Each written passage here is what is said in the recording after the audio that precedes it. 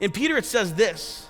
It says, it is God's will that your honorable lives should silence those ignorant people who make foolish accusations against you. Honorable lives is God's will for your life. God's will for your life is to live a life of honor. Not one of prosperity, not one of good health, of honor. Well, that's a high call.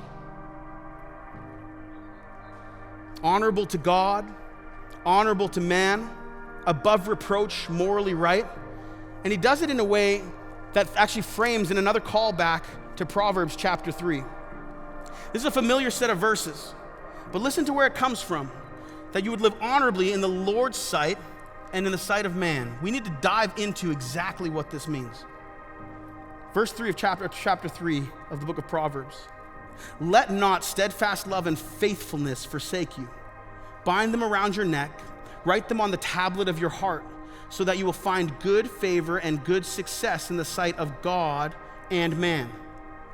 Trust in the Lord with all your heart, and do not lean on your own understanding. In all your ways acknowledge him, and he will make straight your paths. Your paths to what? Faithfulness and love. An honorable life looks like one that is filled with love and faithfulness.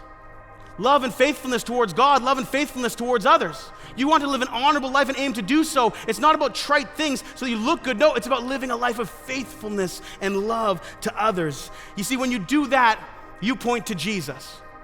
When you live a life of love and faithfulness, you point to Jesus, because that is the heart of God that Jesus showed. One pastor highlights that in this. He says, when you watch Jesus in action, you watch God in action.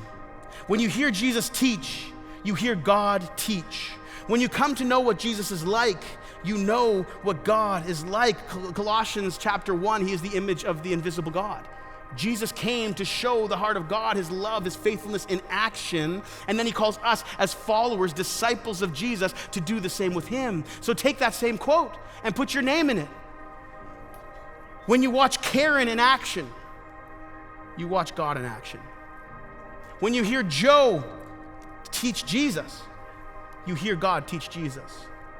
When you come to know what Bev is like, you know what God is like. When you see Chris in action, you see Jesus in action. That's what an honorable life looks like. It's to live increasingly in the image of Jesus.